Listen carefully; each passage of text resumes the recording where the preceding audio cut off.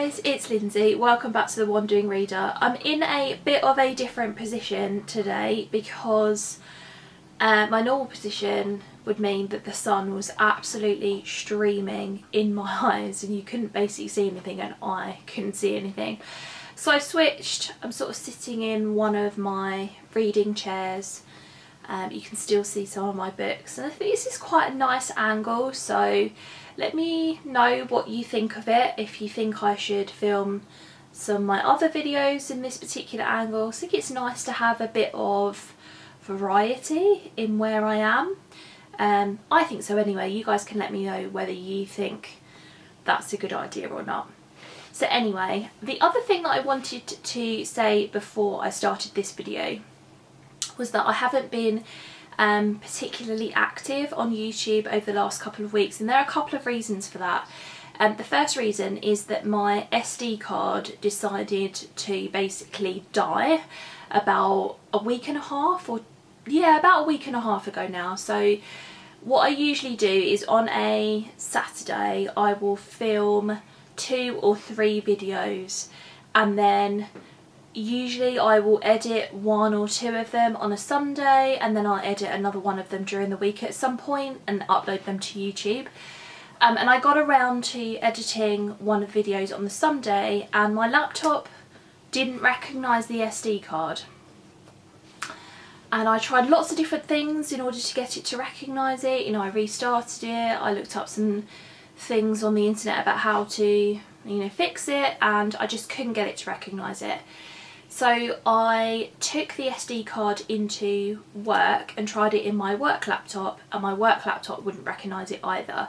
So I thought, okay, so this isn't to do with the laptop I've got home, it's to do with the SD card.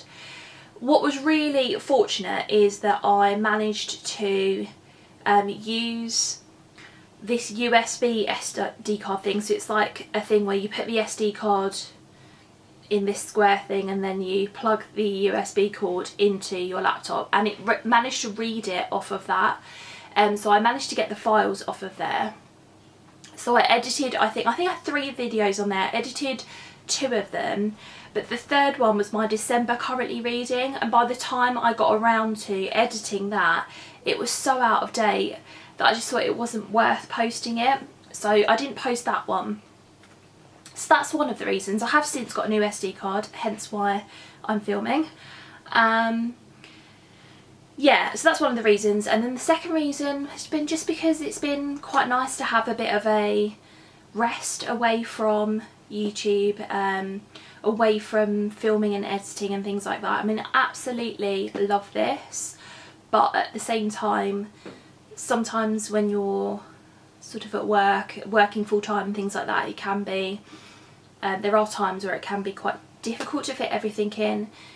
So I think I just needed a bit of a rest, and it also gave me an opportunity to have a really good think about what I wanted to do with my channel and my reading and things going forward. So I think there's nothing wrong with that whatsoever. And you guys have had loads of content, obviously. Vlogmas has been in full swing, and people have been doing extended versions of Vlogmas as well, so up until the end of December. So there have been tons of videos, I'm sure, for you guys to watch. But I'm back, and today I'm going to be doing my 2020 reading goals. So I first wanted to talk a little bit about my 2019 reading goals. I had a few different ones. I've not got them in front of me at the moment. I think I only had 4. My first one was to read 80 books, so that was like my Goodreads challenge, and up until this moment in time, so I'm filming this on Monday the 30th of December, I've read 111 books, which is fabulous. I managed to surpass how many books that I read last year, so I read 109 last year, I've read 111 so far this year. I'm hoping to read maybe 1 or 2 more before the end of tomorrow. So that's really good. And then I had 3 other goals. One was to read Jane Austen's works. The second was to do the Reading Women challenge. And I think the third was to do the Pop Sugar challenge for 2019. The light. Okay, so just played around a little bit more with the light. So, yeah. And I think what I've come to realise over the last year is that my reading tastes have changed an awful lot. I am reading so much more romance now and absolutely loving it. And I tend to read a lot less literary fiction, you know, and other types of genres. So the majority of my reading at the moment is non-fiction, romance and contemporary. And I'm really happy with that. And I think what I've been thinking about over the last couple of weeks is that whilst I like the idea of doing challenges like the Reading Women Challenge, I think that's just such a fabulous, you know, reading challenge. It's such a, you know, to widen your horizons when it comes to reading different female authors and from different countries and things like that. I love the idea of it, but I don't know, I just, my heart wasn't in it basically. And I think with the Pop Sugar Challenge, there's a lot of prompts in there where I'd find it hard to pick some things off of my shelf. I'd have to do an awful lot of digging and it just wasn't flowing for me basically. I did start reading Jane Austen's works, so I was reading Sense and Sensibility on audio and sort of reading a chapter a day. Alongside the physical book, and then I just sort of fell out of the habit of doing it, and again I just wasn't really that interested. So I'm not saying that I'm never going to read Jane Austen's books. I will eventually, but I need to be in the right headspace and I need to want to do it, and I don't think there's anything wrong with that. So when I put together my goals for 2020, I was very mindful of how my reading tastes have changed and, you know, not necessarily putting too much on my plate, you know, having things that are achievable but that are also a bit of a challenge at the same time. So you'll see. So I've got my reading journal here. This is something else I've started up again in 2020, and I'll probably do a separate video about this. I know I've said that about my bullet journal before, but yeah, I've always fallen out of the habit of it, and again I think that's because I've been trying to do it like other people do it, and I just need to find my own style basically.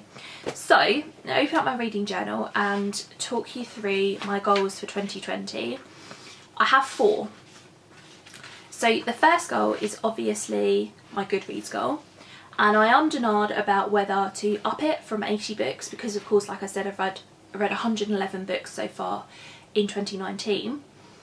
But I thought if I upped it to 90 or 100, then towards the end of the year I'd probably feel quite under pressure in order to fulfill it. So I thought that 80 was actually quite a good number for me in terms of, you know, achieving it. So I looked back on I took a picture when I finished the Goodreads challenge on my phone, and I looked back at the date of that, and it was the 13th of October. So it took me just over 10 months, so 10.5 months in order to reach my reading goal. So that gave me then a month and a half of kind of going over that, which is great. But yeah, I just thought that that's a really good number for me at the moment. You know, I might up it again in 2021, you never know, but I'm going to set it at 80 books again next year. Okay, and then the second goal that I have is to complete Romanceopoly. And in case you guys are not aware, Romanceopoly is a year-long reading challenge that is run by Jess from Peace Love Books, the girls from the channel, the Under the Cover book blog. I think that's what their channel is called. I will leave a link to their sort of announcement videos down below and the website. Basically, they did this challenge last year, but I didn't really find out about it until sort of like partway into the year. So, you know, by that time I thought I just can't catch up.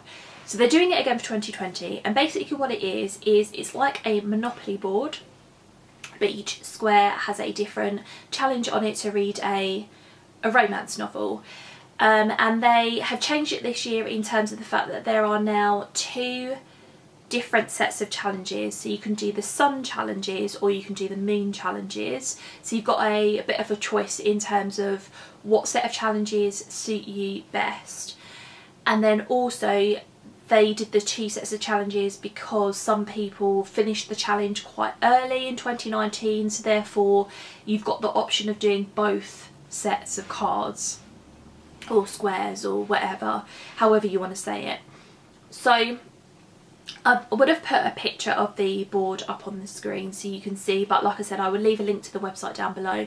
So I chose the Sun challenges, and there are 36 different squares, and then there are 3 sort of like other squares that you can land on. 4 of the squares are seasonal challenges, so that you have a particular time period in which to do those. So you know, the winter one, for example, is from January the 1st to March the 21st or something kind of along those lines. You have to read that book within that time.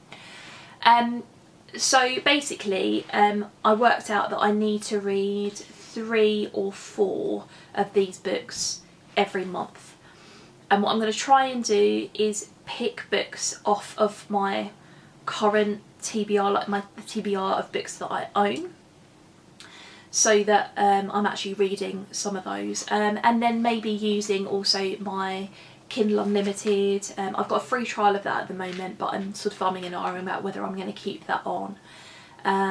Yeah, that sort of idea. So I want to complete that during 2020. And then goal number 3 is about arcs. Well, goals 3 and 4 are about arcs. So goal number 3 is to read arcs in the month that they are published, which I started doing towards the end of 2019 because I've got so behind in my NetGalley arcs and sort of physical arcs that I've been sent as well, that I just need to catch up basically, and my NetGalley review ratio is just ridiculously low. So and I think, you know, publishers would appreciate it more if I actually read and reviewed and talked to you guys about the books that are published in that particular month. So I've been trying to do that towards the end of 2019, and I want to continue that into 2020. I'd love to get to a point where I was reading arcs a month ahead, or some of them anyway, but at this particular point in time I think it will be enough for me to just read them in the month that they're published. So that's what I'm going to do for that one. And then goal number 4 is to read 15 backlist arcs. So I have, on one of my Goodreads shelves is my arc TBR shelf. I'm just pulling it up on my phone at the moment. So I currently have, I currently have 119 books on my arc TBR shelf. Most of those are digital arcs, some of them are physical ones. Some of those are arcs that I've got to read for January and then like upcoming months, like I've got a couple I think for March and things like that. But the majority of those are backlist arcs, so they're just arcs that I've never got around to, and quite a lot of them are now books that I wouldn't request because my reading tastes have changed, like I said earlier on in the video. But I want to read and review those books because the publisher sent them to me, you know, and that's exactly why they sent them, so I could read and review them, and I feel like I need to do that basically. So I've got 15 backlist arcs. Now that's just over 1 a month, so it's 1 or 2 a month. So it sounds like a really low figure, but when I figure it in with all of the other reading that I've got to do, I think that's manageable. You know, I did consider maybe 20 or 30, but then I think the monthly reads that I would have to do start getting a bit more out of control and unreachable for me. You know, I'm not somebody who reads 20, 25, 30 books in a month. I just don't do that. So therefore I feel like this is a bit more manageable for me. So yeah, so those are all of the goals that I've got, guys.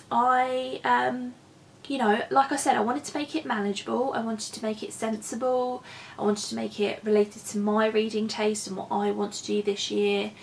So yeah, I'd love to have a chat with you in the comments down below. What are some of your reading goals for 2020? Do you participate in the Goodreads challenge?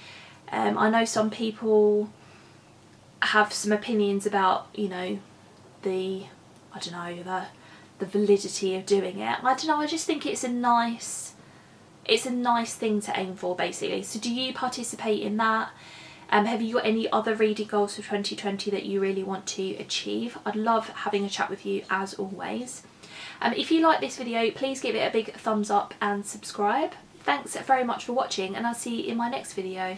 Bye.